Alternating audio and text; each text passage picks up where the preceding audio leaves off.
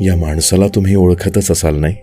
मुळात हक्काच्या माणसांची ओळख सांगावी लागत नाही. ती माणसं असतात नेहमी आपल्या अवतीभवती कुठल्या तरी प्रक्रियेत गुंतलेली, कुणाशी तरी तळमळीनं मदत करण्यासाठी धावपळ करणारी हक्काची माणसं.